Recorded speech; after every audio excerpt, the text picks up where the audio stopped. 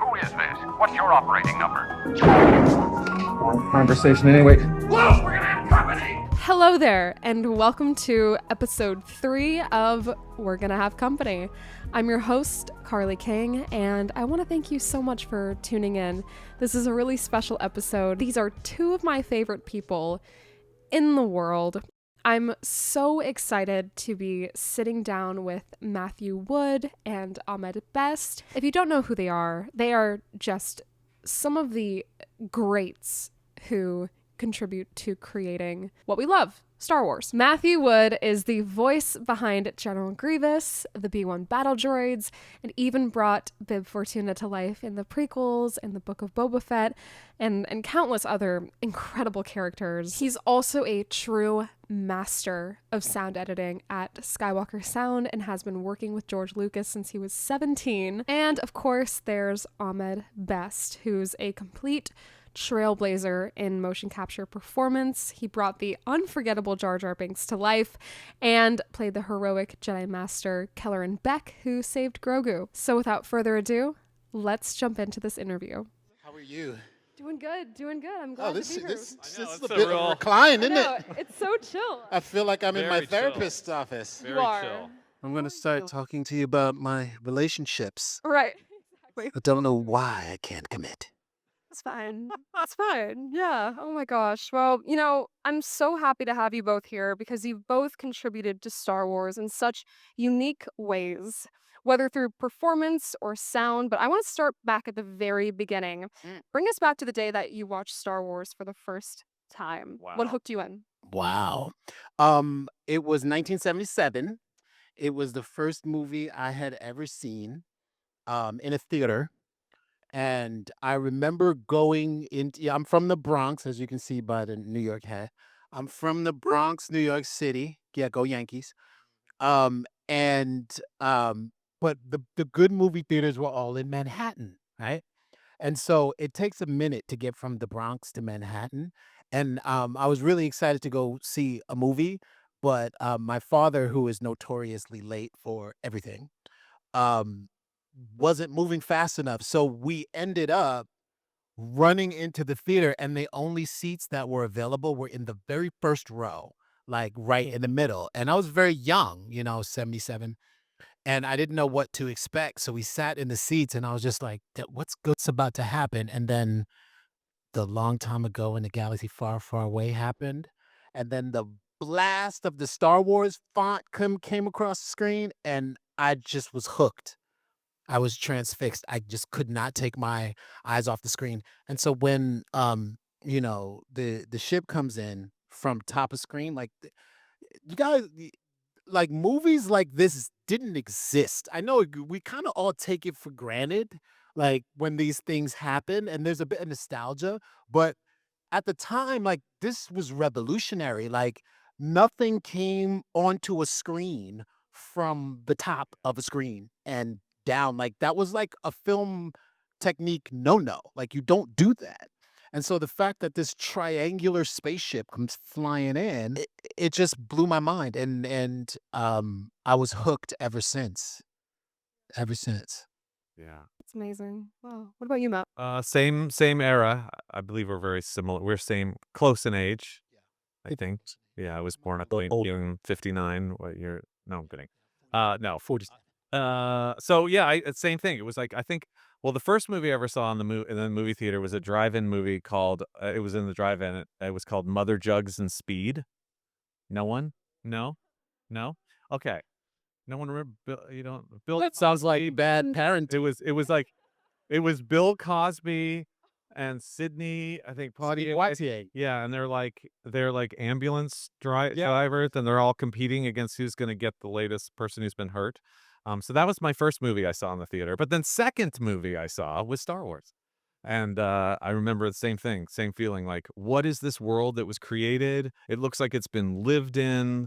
It looks like this is a real thing, that's a battle that's happening between good and evil. And it was just, the themes in it really were incredible. And also from a technical standpoint, I mean, I'm only 5, but I remember just like, how are movies even made? Yeah. What is this even about? And it wasn't until my mother got me the comic book. It was like an oversized comic that Marvel had done, and on the back page there was a picture of Obi-Wan Kenobi, Alec Guinness, sitting there in his outfit, and then it was on the Tatooine set, and there was a guy sitting next to him that was like kind of a scruffy bearded guy with a little flannel shirt, and he was sitting next to him on this chair, and I was like, who's that? I didn't see him in the movie. Like, why is this guy in the picture?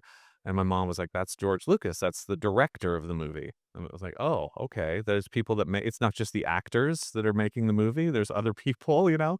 And that gave me my first sort of inkling of like, people make these things and it's a whole process. And I really got interested in how they were making them. And at the time, there wasn't a lot of like behind the scenes stuff that was going on. It was movies were very mysterious, and it wasn't like every single thing was talked about ad infinitum about how everything's made. And so you kind of had to search for it and see it and catch it on television when they had that documentary that was like, I think Mark Hamill it was like From Star Wars to Jedi, and they talked about how it was made, and that was really inspiring to me.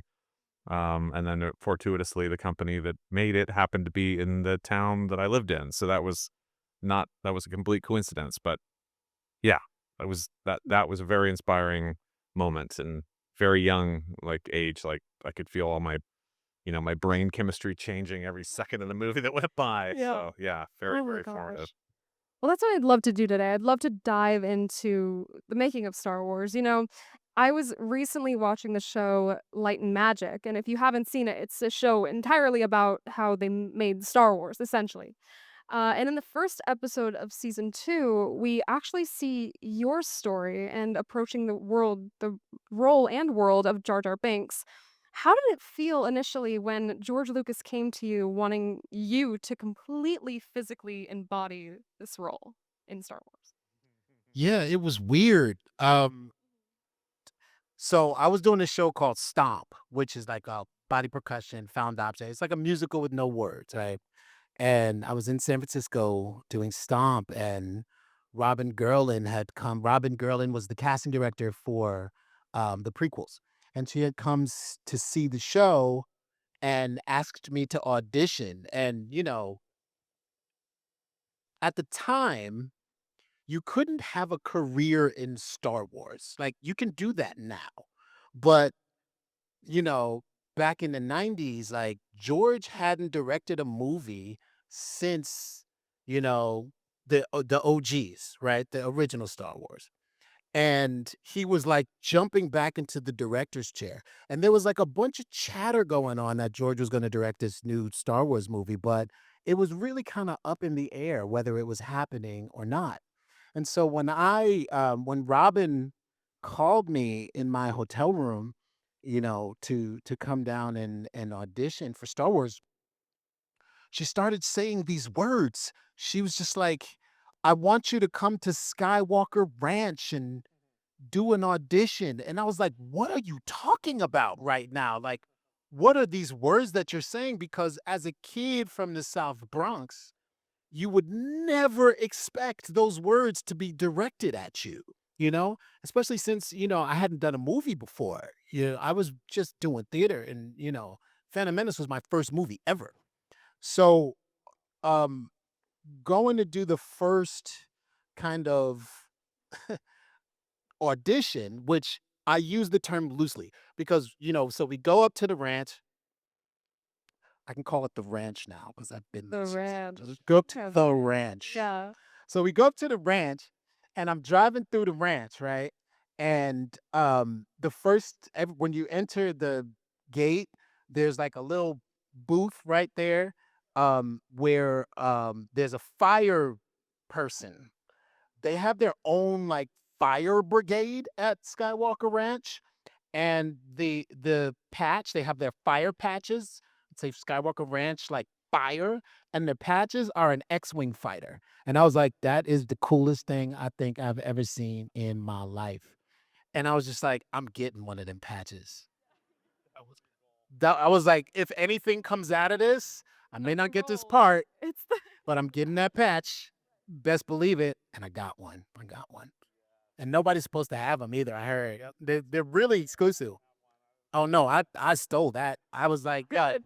good, as he should. Bro, the South Bronx came out. I'm just like, that patch is coming home, shun. So I went to the main house, right? And there's this huge, it's a beautiful Victorian house, right? And like Robin is like meeting me and he's walking me through, and you walk through the library, which is just palatial. It's beautiful, right? There's a Steinway and there's all these books and stuff. But then there are these cases with props from the movies, and it's like the Indiana Jones fedora and the whip, right? Indiana Jones whip. And then there's like a couple lightsabers and stuff. And I was walking through like, what is going on? I can't believe this thing. And then Robin had an office in the bottom of, in the basement of the main house, and it was like super tiny. And she was like, okay, I can't tell you what you're doing, why you're doing it. I can't show you a character, and I can't show you a script. Audition. What are you supposed to do? And I was like, I don't know what you want me to do. Right. And so she was just like putting me through these paces. So here's what I knew. I knew Jar Jar was going to be some sort of lizard. At first, he was supposed to be like a salamander, like a quadruped salamander. So I started doing a whole bunch of salamander stuff, right? And then she was like, do a salamander, but then sit up like a frog. And I was like, salamander frog, got it. And then she was like, do whatever you want. And at the time, there's a Brazilian martial art called capoeira. And I was doing a lot of capoeira at the time, right? And capoeira is about doing all of these like acrobatic moves in small spaces. So I did like a couple backflips in her little tiny office. And she was like, wow. Um, so come to find out, like, what I was doing ended up being like the first scene that I did in Phantom Menace, right? When I jump on strapping Liam Neeson and we fall down together. That was the scene that I was kind of doing for the first test. And then I go back on the road, and 2 months later, they were just like, come to ILM. Again, words. I was like, what are these words? Come to ILM. We want to do a screen test. That's light and magic. I was like, ILM. Yeah. So my father is a cinematographer. And he was in film school when I was very young. And then he subsequently went to television. So he was a TV cameraman for decades up until he retired like about 10 years ago, right? And he worked on a show called Good Morning America. And so he would do Good Morning America, and there was another show called Wide Wide World of Sports with Howard Cosell. And it turned into like ABC Sports, right? In which they would do like Monday Night Football, and then they would do like the Olympics and everything. So behind the scenes stuff was always in my house, right? I always joke like I'm the only kid in the South Bronx that had American cinematographer and Fellini on Fellini on the coffee table, right? Like that was my scene. So, like you were talking about, Matt, like for me, I saw all the behind the scenes stuff from American cinematographer, and ILM was this like groundbreaking new like playground for movies. Brand new technology at the time, too. So I grew up knowing ILM. Like it wasn't a household name like it is now. It was just like for people who were really interested in filmmaking, they knew what ILM was because they were the first kind of effects, like legit effects house, right? And then I get this call, we want you to come to ILM. And like it's like these 3 letters that I grew up with. So I go to ILM, and this was the first time I saw motion capture. And so they brought out this like very revealing cat suit, and they said, put this on. And I put it on, and it was very revealing with these like 3-inch heels.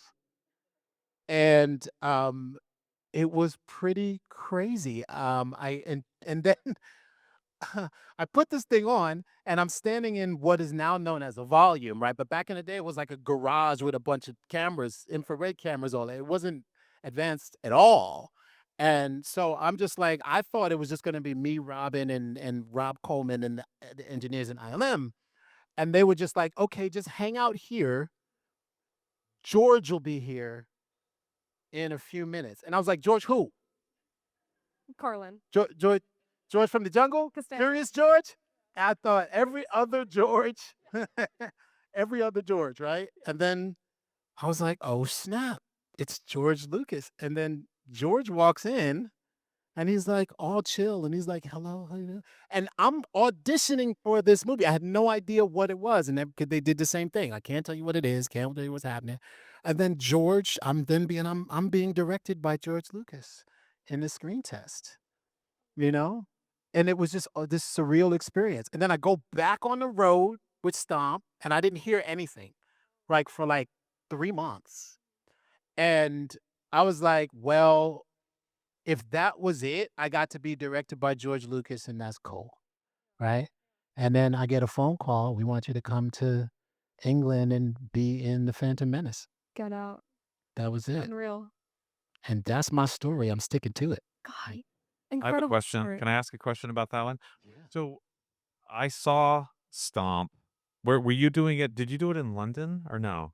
I did, yes. Would that have been in between when you got cast and when it filmed? It was right. I did London right after I did London in like 98, 99. Okay, because that's where I must have seen it. Yeah. Yeah, because Robin got me tickets. Yeah, see you, and I was like Oh, cool. blown away. Yeah, yeah. Blown away. Yeah. Stomp is the best. If anybody has the chance to watch, please do. It's on a couple streaming services. They have the like live action recording of. Yeah, yeah. Yeah. It's called Stomp Out Loud. But yes, well, this has become a Stomp panel. We're going to talk about Stomp. I love Stomp. I really do. I watched it when I was a kid, but back to creating Jar Jar and creating a Star War, I find this process so beautiful, and I love how we have both of you here because the performance begins with you, Ahmed, and then Matthew jumps in and creates this beautiful arranged marriage of sound and scene. So, Matt, Jar Jar was totally a new type of character at the Yeah. time, fully digital and voiced and performed by motion capture and by Ahmed. And how did you approach that process from a sound perspective, getting that material? A lot of the early stuff we have to do in the show is we have a lot of digital characters, a lot of puppets, a lot of that kind of work where we know we're going to do some processing to the voice if you're a droid or a creature. And I was at the set. We shot in Leavesden in the UK, and I remember going, and that's where I first saw Ahmed performing, and I was completely taken by it. It was like nothing I'd ever seen, and also somebody that like embraces tech and is like enthusiastic and positive. And we were all kind of, a lot of this is all in George Lucas's mind, and we're just like, okay, because you shoot the movies kind of out of sequence, and we're all in awe of working with this person, so you're putting a lot of trust in George, and we're seeing this thing be created together. And it was just one of those experiences where I was like, whatever he's doing on set, we need to capture it the best way possible and just use that unadulterated as much as we can. And obviously the movie's changed and we have to rewrite the script occasionally, and we'll do that, and we'll bring him into an ADR stage and try to capture that magic again. But that's where I first started working with Ahmed, and I was just like, this guy is so talented. And it was just so fun to work with. And I'm like, we're not going to change a single thing. We don't have to add anything to him. He's like exactly perfect what he's doing. But just putting him in the soundscape of in Naboo and all the whole underwater and is it called Autogunga? Autogunga. Autogunga. And there's two that actually the first two Gungans, when you come into that little bubble, and on the side someone goes, "Oh, Migusa," and someone says, "Hata Hata." That's me and Ben Burt. And then, but like that, and then with Captain Tarples and all that. But we just wanted to create a space that was different from the world on the surface, and that, you know, George Lucas really considered sound a big part of the motion picture experience. So we would start, my mentor Ben and I would start on the film a year or so before, and wearing all kinds of different hats, doing animatic work, and which is like storyboard, full motion storyboards. Before computers were involved, we were actually shooting it on cameras and doing and working out the scenes beforehand. So we had a very planned situation when we went into filming. But yeah, there wasn't a lot of mystery as far as like it didn't just all get thrown together at the end. There was a script, we moved forward on it, we planned it really well, and we had just a very close-knit group team, and it was very independently minded. It was literally like an independent film that sort of George Lucas was running all by himself at sort of the helming it, and then we all were serving that story, and that felt great. And everybody, very positive outlook, and an amazing crew that it was one of my favorite experiences ever to work on the Phantom Menace. And so we just had our, what was it, 25th anniversary? Was it 25? 25. Well, like, it was it was so fun to talk to people and hear what their experiences were making it, or being part of it, and then also viewing it. So, yeah, I mean, it's a good marriage of all disciplines. I mean, Rob Coleman, who was on the set forever, just the best guy. And don't mind me, I'm trying to set up my computer here to do some audio things. So just Special. don't, yeah, we'll see if Right. I could get it working. But yeah, we'll keep. He's not Just talked about Rob playing on Coleman. his computer. Yeah, exactly. Well, jumping back to uh, Light and Magic, you mentioned how much you loved working with Rob Coleman. Yes. He was the animation director, right, for He Phantom was. Menace. And what people might not know about you is the first you actually helped contribute, you fully contributed to the duel between Count Dooku and Yoda. Yeah, I did. And I heard that George Lucas actually handed Rob a script casually describing the duel, and essentially he was like, figure it out. And so dive into the process of coming up with how Yoda would move, how Dooku would respond, and influences that contributed to that with Rob. Yeah, so we got the clone script, and you don't get these scripts until you like land, right? And it's delivered by a security guard and all of this other stuff. But so we get the clone script, and I'm reading the script, and we get to the part where Yoda and Dooku have the duel, and I read it, and there's like nothing there, right? So it's just like there was something to the effect of like Yoda flies around like a whirling dervish or something to that effect. Like there wasn't really very much to it, and immediately I was like, "Uh-oh." Yeah. Like, George was just like, figure it out. and he was like, "Yeah, that's, for Rob, that's your job, right?" And so I was just like, "Okay, what are they gonna do with this fight?" Because I come from martial arts, and I've been a martial artist all my life, and martial arts movies are my go-to. That's where I really came up with physicalities. And I say this a lot. A lot of Jar Jar is Jackie Chan, right? So it's Buster Keaton and Jackie Chan. Buster Keaton is more George's influence. Jackie Chan was mine. So, you know, martial arts movies I got, and also I was big into, and I still am into, Japanese anime. So, immediately when I read this in my hotel room, I already had an idea of what a Yoda fight would look like, right, in my brain. But I didn't want to like come out and be like, "Hey guys, I got it," right? So one day I see Rob Coleman kind of like when Rob is like either stressed out or, confused about something, or he's trying to figure something out, he's like super quiet, right? And he furrows a little furrow brow, and he just like kind of walks through the thing, right? And he was having one of those days, like walking through the set. And I was like, "Hey, Rob." And he was like, "Oh, hey, how you?" And I was like, "What are we gonna do about this Yoda fight?" And he goes, "I don't know. I have no idea. George is not telling me anything. I don't know what to do." Right? And so I was like, "I got you. Nice. Come to the crib. I'm gonna show you some flicks, and we're gonna script out this fight." Right? So he comes to my dressing room, right? And I had a whole bunch of kung fu flicks, like Shaolin versus Wu Tang, Oh, yeah. and Drunken Master 2, and Tiger Hidden Dragon. I had like Tai Chi Master 2, which was another one, right? And then I showed him Ninja Scroll, and like a whole bunch of other anime. Cowboy Bebop, I don't think was out at the time. Oh, wow. That was a huge influence because of the Jeet Kune Do, right? And so Rob came to my, and this is why I love Rob Coleman, and this is one of the beautiful things about working in Star Wars. It's so incredibly collaborative. Like everybody communicates in a way that is so incredibly respectful, and everyone respects what everybody else is doing. And Rob knew that I was a martial artist, so he was just like so incredibly open to everything that I had to say. So we sat down in my dressing room, and I was just like, watch this, boom, boom, boom, boom, boom. Watch this, boom, watch this, watch this. And then watched like 4 or 5 movies, right? And then I was just like, here's how I think this fight should go. And we started like scripting it out, right?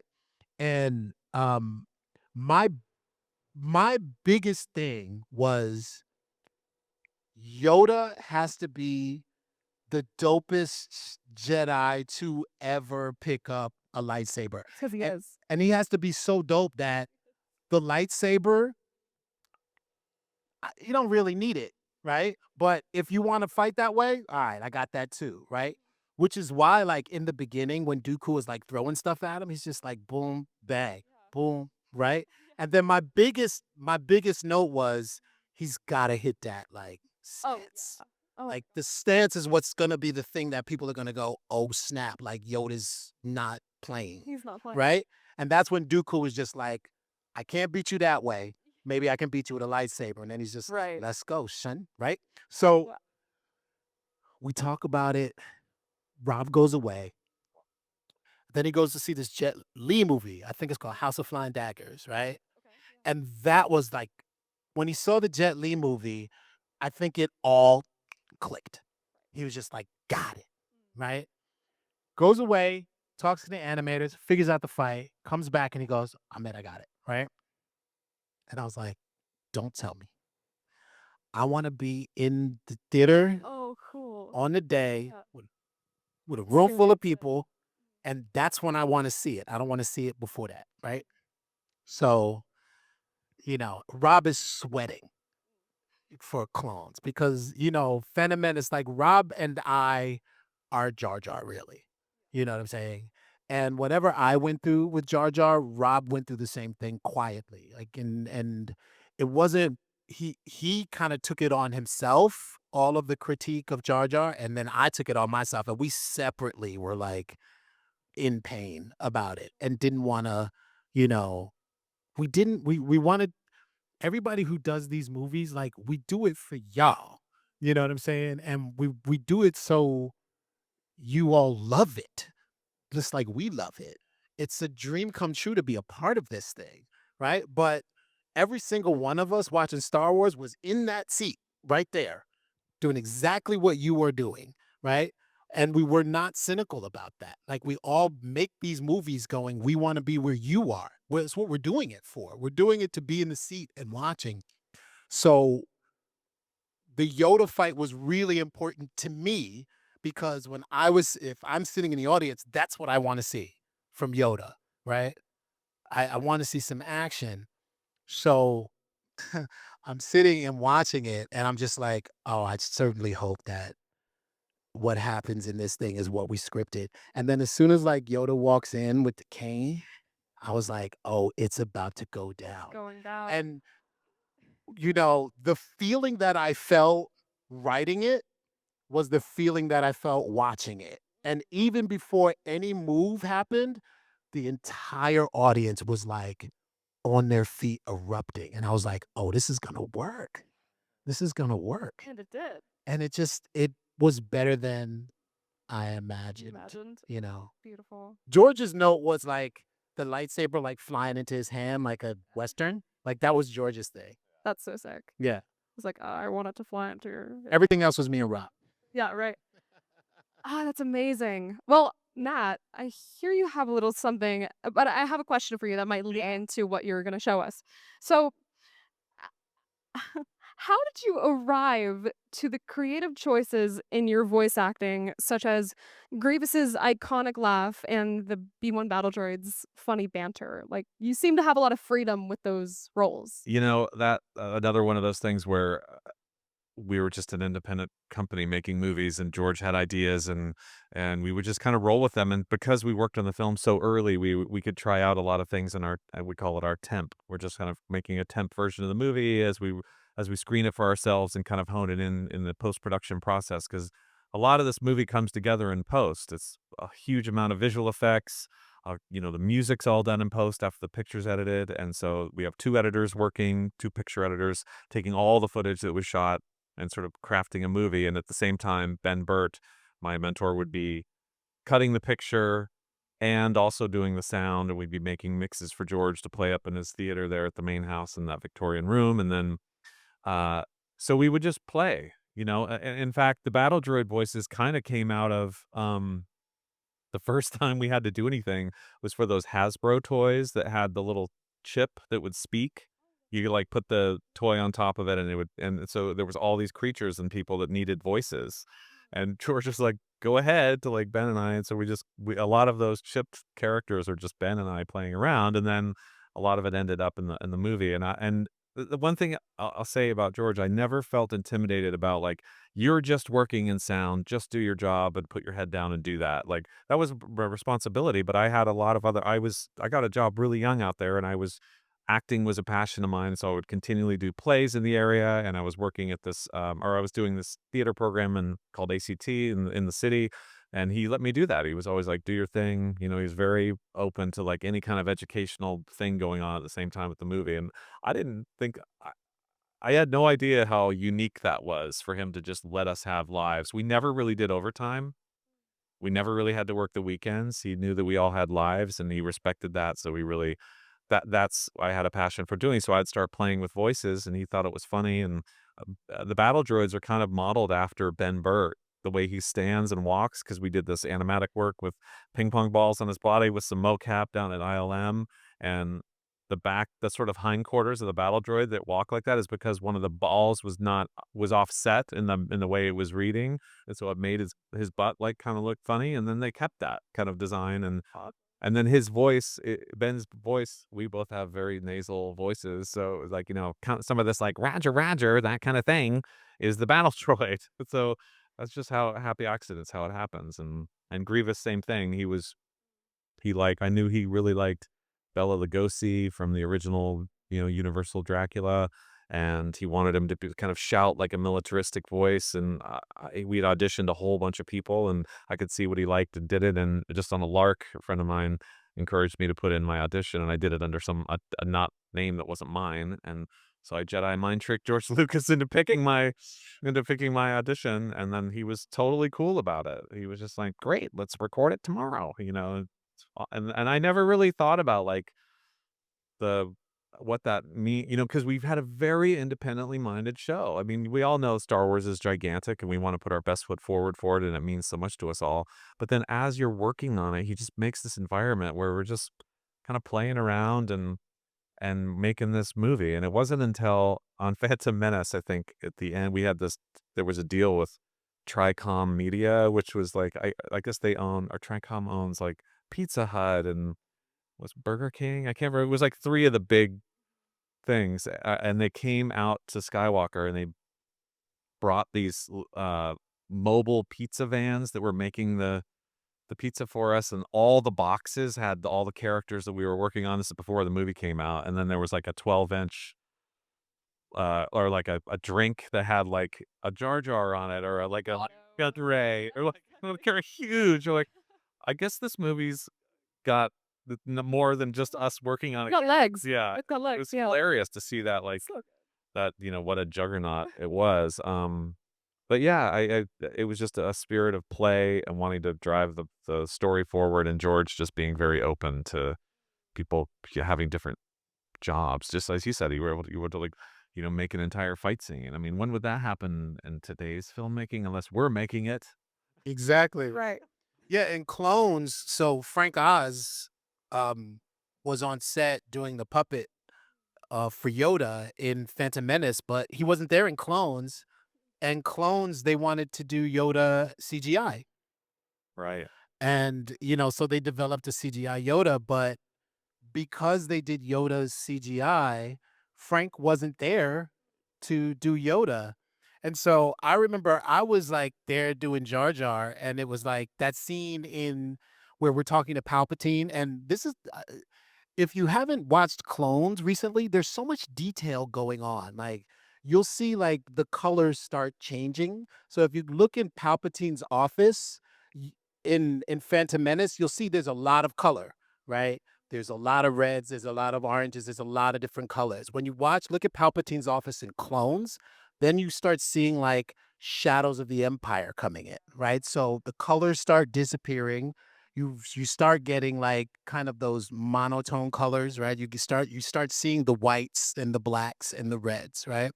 So there's a scene, I think it's my first scene in Clones where we're all walking into Palpatine's office and Yoda's there. But Yoda is there. There's a puppet Yoda there as a reference, and there's nobody to do Yoda. And so I walk in and the script supervisor was just like, so you want me to read Yoda's lines? And he was like, and George says, no, Ahmed's gonna play Yoda, and then we'll just go that way. So I was like playing Jar Jar and Yoda at the same time in this scene, and he just kind of like said it like, you're just gonna do that. And I was like, what are you talking about? Like, I can't play Yoda. What do you I'm gonna play Yoda right now? Play Yoda. But he was just like, yeah, you just do it, you know? And then I did it. I was just Yoda, and everybody was just like, wow, that's a pretty good Yoda. And I was like, I've Yoda? seen Yoda since Return of the Jedi, Right. or Empire rather. Right. What did he say? I probably can't do it now because I'm a lot older. Oh, God. But there is no try. Right? Do or do not. There is no try. And so I was like, hello, Mr. Jar Jar Binks. Mr. Your humble servant. Do or do not. There is, and I was going through this like crazy schizophrenia, playing both of these characters at once. But that was like kind of that's how it was. You know, it was just kind of play. You guys just play. You Kind just of like do a it. theater company. And Yeah, it really is. It's very similar. Really Yeah. is. We got Matt. Would you like to show us what you got on your computer? Okay. I'm just gonna do a quick test just to Okay. see if there's signal coming. Consummate sound guy. Yeah. I'm gonna just. You don't have to put it to the monitors, but can you hear it? Will you see meter deflection if I do something? Okay. Sorry, I'm talking to my sound brethren back there. Meter collection means the meters actually. 1, 2, 1. All right. Okay, we're gonna try something. So, okay, it's currently on. So I'm gonna put this mic down.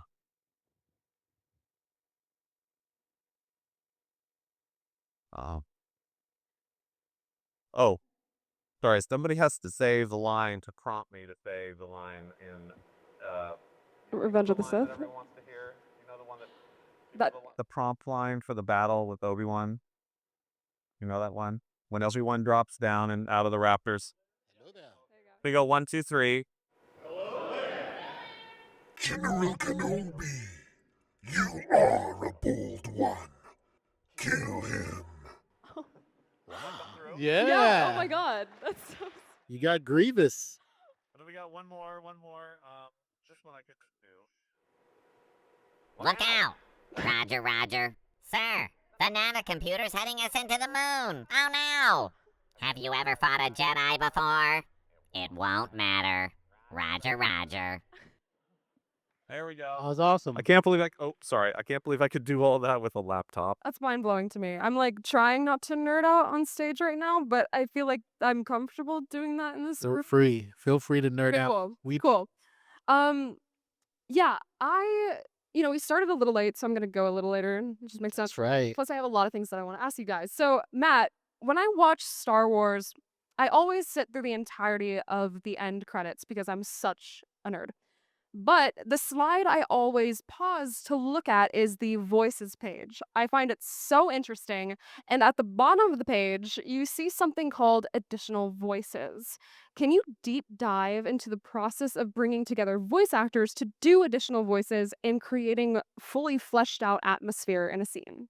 Yeah, like that's a great team of folks that we have. Like so, it is officially called like Loop Group or Additional Voices, and it's that same feeling of, well, when you're recording on the set, every microphone is pointing at the actor's mouth, the primary actor's mouth. It would be like on Ahmed's mouth. It would be maybe like we're gonna get a very good recording, so we can use that. Everybody else in the background, not so much. It's like, so in post-production, we have to come up with like, what are those two creatures talking about over there? We see a stormtrooper walk through, or Jawas, or whatever it is, and we have to come up with all that. And there's not really a lot of direction given other than you need to just make this be a living environment. And so I have a great stable of actors that I can call up and that are all like super Star Wars nerds, so we know how to like improv in Star Wars, which is great. And so we'll sit together and watch all the scene of like, you play that Jawa, you play that Rhodian, those two, like, the two Imperials that are talking over there, you be them, make sure you do a British accent, and then we'll just go, and it's like an improv troupe, but we're doing it like, with Star Wars, and it's a great group of folks that get together and do it, and and it's all on us to sort of improv all that, and because Star Wars is such a lush, rich visual atmosphere, and we want to make sure we complement that with sound and have all the actors be involved in that, and it's a fun job. It's like, we get, and I have certain folks like Sam Witwer, who plays Darth Maul. He always is down to come in, and that's why I'm here, actually, because Sam recommended I come to this show, and he was totally right that it's like an amazing positive experience like we've had here with Voices Against Cancer, and the show has been amazing. I never expected to be out in South Dakota doing a Star Wars convention, but I'm very grateful for it. So I want to shout out to Sam on that. But Sam is one of those Star Wars nerds where him and David Collins, I'll put him in a bunch of scenes, and this is just a funny little anecdote for the Star Wars nerds. Is like there's a scene in New Hope where two stormtroopers are sort of talking to one another as they're just standing in the Death Star, and you see Ben Kenobi just he does a little distraction so they look away so he can go turn off the tractor beam, and they're just talking. It was a couple of actors back in the 70s just riffing, and they're like, "Hey, do you see those new T-16s? Yeah, some of the guys were saying it's a real thing to see." Well, what was that? I don't know. Outgassing. Don't worry about it. And that's all they say. And we've taken anytime there's stormtroopers in anything Star Wars, depending on where it is in the timeline, I have David Collins and Sam Witwer play those two people, and it's like they're either talking about the T-14s if it's before New Hope, or T-16s or T-17s, and it's the same two people have complaining about their like, have you seen that? Yeah, no, I don't think I worked, and it's, you could find it in every single Star Wars we've made, like in Rogue One, and also in the sequel movies. I have them play First Order troopers that do it, and I try to get it in every single show. And I was doing it with not telling anybody about it, and it wasn't until one of the last sequels we did where I realized I was trying to find a place to put it in the movie, and I just wasn't. And all of a sudden they'd done an edit, and I was like, oh my god, I can put it right there, and it can come over the comms, and it's when this person's hot wiring this thing, and I can do that. But everyone was in the room, like Kathy Kennedy, the directors, everybody, and I had to be like, everyone's like, so we're all wrapped up here, we're done. I'm like, I just have to put this one thing in the movie real Oh, quick, yeah? and like, What is that? what are you putting in? Oh, just this, there's this just loop group thing that I gotta, and like I had to make sure it was gonna be heard, and everyone's like, what are you doing? I'm like, I've put it in 9 movies now. Can I please put it in this one? And then like, you're insane. Yes, go ahead. Yes, go ahead. So that was very nice. But like, it's just that kind of, those are just like the little touches, and that's So Sam and Dave being hilarious in every movie. So anyway, that's what that stuff is. Additional voices, just all the tiny little nuanced details that go into these movies is really fun for me. I love the whole T-15 thing, and I like how whenever it jumps to the sequels, they're like, "Oh yeah, the new T-18." Like they keep going up in levels, and who knows? Maybe in the newer movies, we'll see the new See, well, P-21 or something. Yeah, one's gonna want to break the tradition, so we're gonna have to keep it going. Yes, you have to. You have to. We're gonna be counting on it and watching. There's one in Rogue One where they're on. I think it's on Scarif, and I recommend you go back and watch it. It's just a fun little. They're walking by right before they get attacked by, I think it's Cassian or somebody. There's two that Right. are like walking Mhm. by, and Yep. the one. I mean, I can't believe Tony Gilroy let it in there, but one of the guys goes like, "Oh boy, I think that's something." It's just so ridiculous, but you don't. You'd have to really listen for it, but it's there, and so yeah. Anyway, these are just the stupid little details, but I love it. No, it's the magic that really brings that atmosphere to life. But we have, I'll give it. Does anyone have a question that they're burning to ask them? Okay, your hand just shot up really quick. I think we have a mic. It's going to run over to you. We only have time for like a question or two, if that's okay. I'm so sorry. I wish I had more time, but we don't, unfortunately. Oh, yeah. And you could come ask them all the questions you want at their tables after this. So I heard that General Grievous's cough was actually George Lucas. That while he was on set, he was coughing, and you guys recorded that. How many other sounds do you just have around the shop that you're like, we could use that somewhere? That also with the call. Yeah, that story. It is slightly true, George. There when I had auditioned for it, there was just one line that I had to do, and that it was very much like I can't remember. It was like what's the situation, Captain, or something like that. And I remember that was the audition, but I didn't really think about saying long lines, and so when the first time I went up to do it, I couldn't get through the line. And it was like scratchy, and I would lose my breath. And George was like, no, that's great. I was like, what are you talking about? I didn't get through the line. He's like, I like this idea. I want him to have a biological weakness to show that he's just not all a robot. He's got some thing that could be hurt, and Obi-Wan Kenobi exploits that and kills him. But so we were recording it, and then George himself had a cough that day. And I remember I was recording myself, and he came up to the mic and was looking at something, and I turned away, and he had this really bad cough, and I like surreptitiously recorded it. And it was a scary cough. And so I was like, so I recorded, I put it in the library. I'm like, oh, where am I going to use this? And it just turned out that I processed those to sound like the character, and we put them in the movie. So it's like some of those coughs are George. But a lot of that, like sound related stuff, you never know what you're going to use something for. So the prequel movies, we shot the first one in at Leavesden, and then we shot the next two in Sydney, Australia. And so I had a chance to go up and record all these like penguins or like Antarctic penguins that were in Melbourne at this like sanctuary, and then fruit bats in a sanctuary in Queensland. And I would go and get these recordings, not really knowing what they were going to be, but they were really amazing. And so we'd bring them back to our Skywalker Sound library, and I'd give them to Ben, and he'd be like, oh, I can use this and this. And, that's how fruit bats fighting over a banana mixed with penguin mating calls are the Geonosians.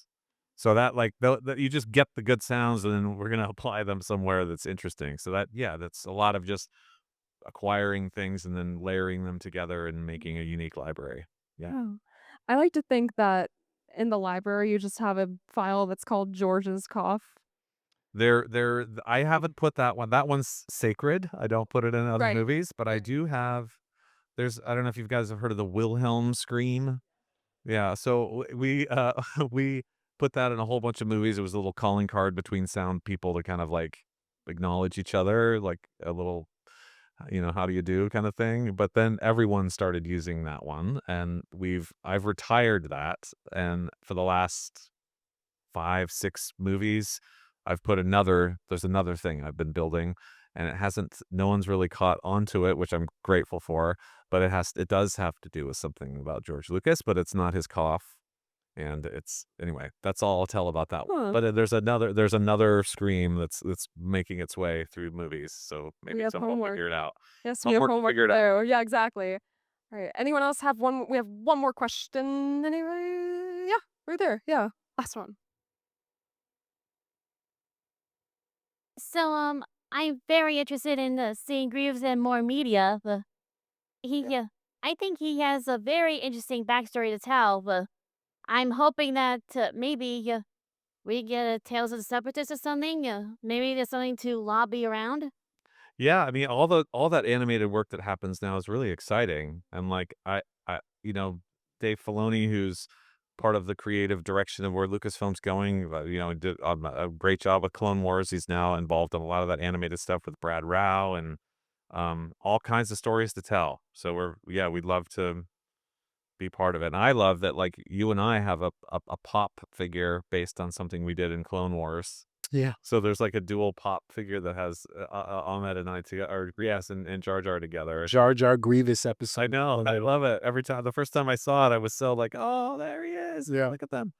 Even though we do get rid of Captain Tarples in that episode. Yeah. It's really sad. But This is less spoilers. Oh my gosh. Well, thank you guys. A big round of applause for Ahmed. Thank you. Thank you guys. Thank you. Once again, I want to thank you for watching today's episode of We're Gonna Have Company. This was such a fun one. These are two just incredibly talented people, and I feel so grateful and lucky to have had the chance to talk to them. So, thanks for listening, and I will see you in the next episode of We're Gonna Have Company.